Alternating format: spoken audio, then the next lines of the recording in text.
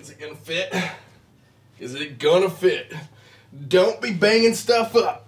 Oh, it fits. Can we just take a second to look at this?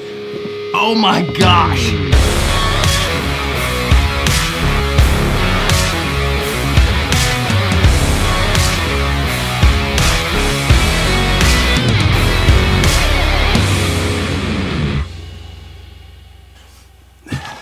If you guys haven't seen yet, this is the third video in this whole series that I'm doing, trying to figure out what's gonna be my next monitor that's gonna go in my room, and I'm gonna keep making records on it. So I've already posted reviews of 2 other speakers. This is the third one. And I realized that this has absolutely nothing to do with how the monitor sounds, but my gosh, just look at the packaging. Like, how many companies put this much effort into packaging a speaker that you will never probably use the box ever again?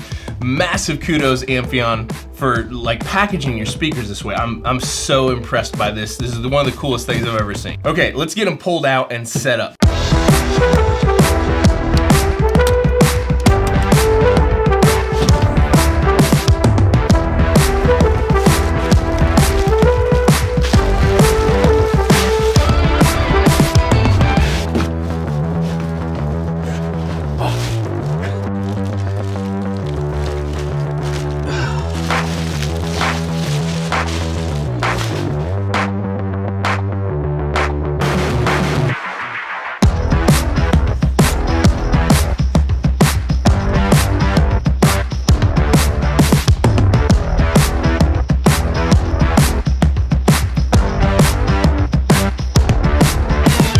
So these are the Amphion 218s. This is Amphion's flagship monitor. And on their website, they say that this is a supreme near-field performer for your studio.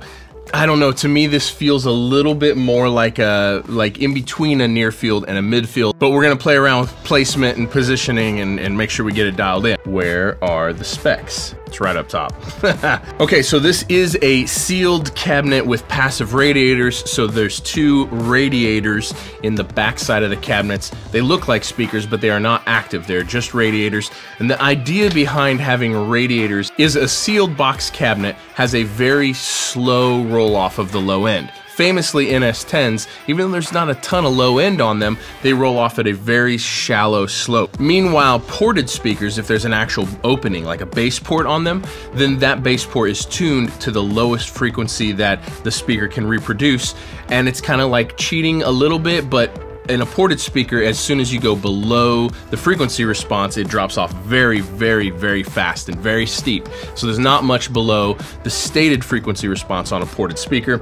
These are like in the middle. So a radiator speaker is somewhere in between. It's like the best of both worlds, or at least that's the idea. So these have a 1-inch titanium tweeter and then 2 6.5-inch aluminum woofers. Crossover point is 1600 hertz. Their stated frequency response is 39 to 20 kilohertz, plus or minus 3 dB. These are made in Finland, which is pretty cool, and they cost $3,000 a piece, but you have to buy an amplifier with these. So these are passive speakers. There's no amplifier in them. There is an amplifier that you can buy, and the power amp they sent to me to try these out with is the Amp 700, which is a stereo 700 watt per channel amplifier. So I know passive speakers can be a little intimidating to some people, but I do think it's awesome that they make their own power amps to match up with their own speakers. Okay, so now it's time for me to spend some time mixing and mastering, playing some music, listening to music, playing around with placement on these, making sure the placement is super dialed in,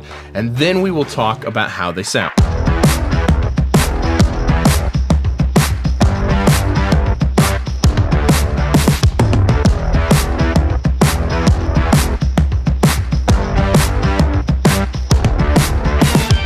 Okay, so I've done some work on these, done some mixing, done some mastering, done some production work, quite a bit of production work actually. Spent a lot of time listening, spent a lot of time playing with placement and position and trying to fine tune that. So the first thing that I would say is that I find these to be somewhere between midfield and near field. The optimum listening position for, at least for me and in my room, is about 5 foot from my ears to the face of the speakers.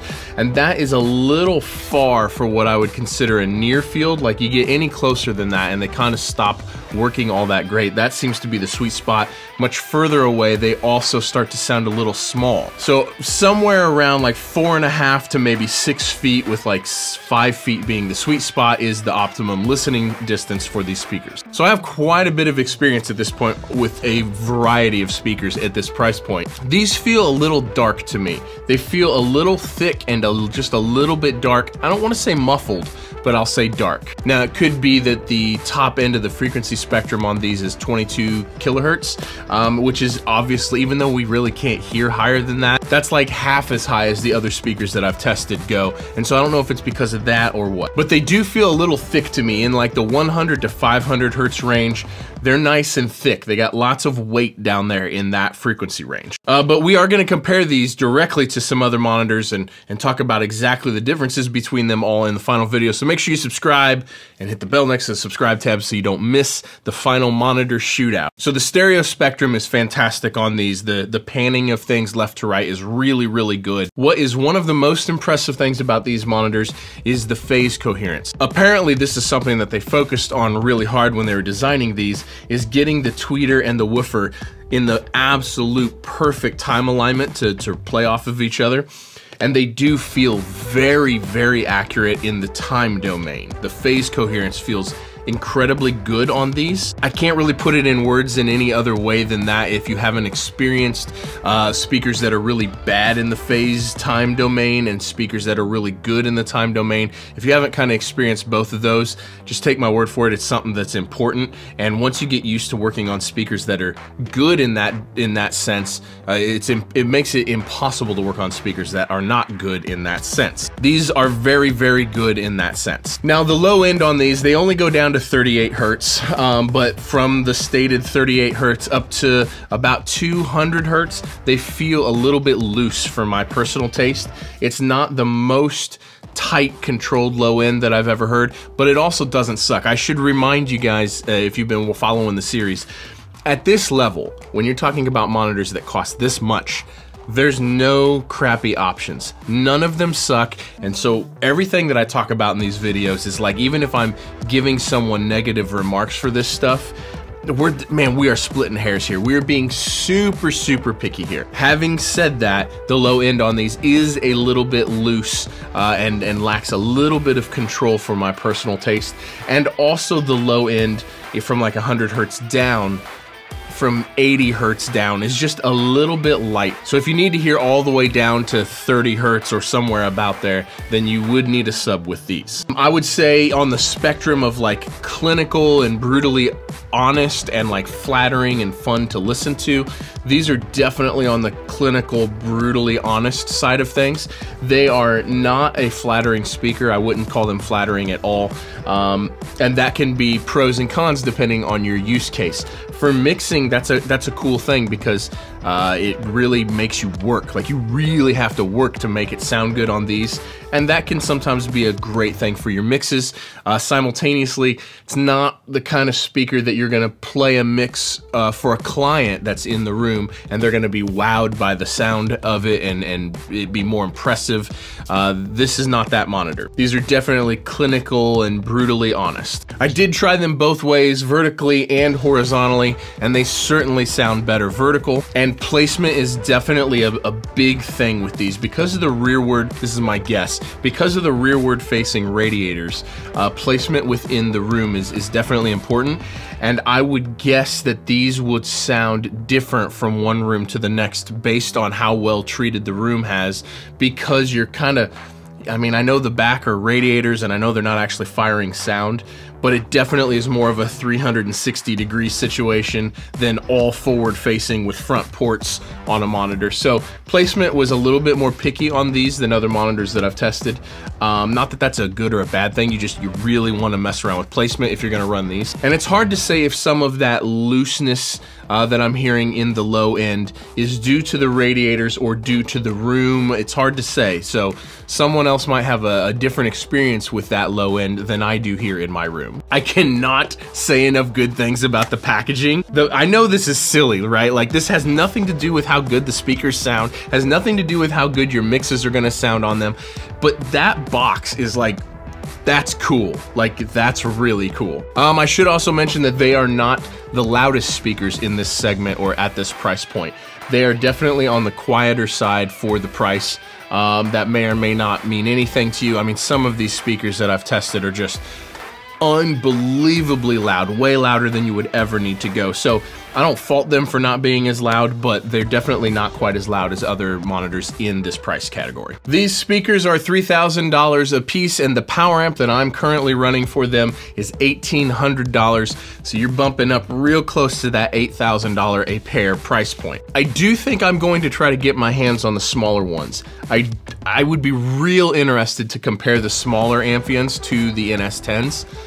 So maybe I'll try to make that happen. If you guys have any questions about these monitors, please drop them in the comments below, and I'll try to get back to everyone as much as I can with all of your questions. So I'm shooting some B-roll of these for the video, and I realized that I totally forgot to mention that Andy, the Amphion sales guy that dropped these off for me to listen to, he's here in Nashville, and if you guys are very serious, like real serious about picking a pair of these up, you can actually go listen to a pair of these or a few other models at his place. And I'll actually put his email down below in the description, so that way if you guys are actually serious about picking a pair of these up, you can email him directly, set something up, and discuss it if you have any more questions. Okay, back to the video. Also, I have to throw this in there, since my guys at Sweetwater do not sell these speakers. You will have to go to another retailer to buy them, which is perfectly fine, but there's links in the description for all kinds of gear for anything that you might ever need. If you click on any one of those links in the description and you purchase anything through Sweetwater after clicking on one of those links, I get a tiny bit of commission, and it really helps the channel out. Sweetwater has really helped me out on this channel a bunch, and so I very much appreciate it if you guys use those links if you need to purchase anything at all except these monitors. Stay tuned for the next video. At this particular moment, I'm unsure if there's going to be another review coming up, or if I'm just going to get right to the shooting out all the monitors that I have here together. So stay tuned, and thank you guys so much for watching. We'll see you in the next one. Peace!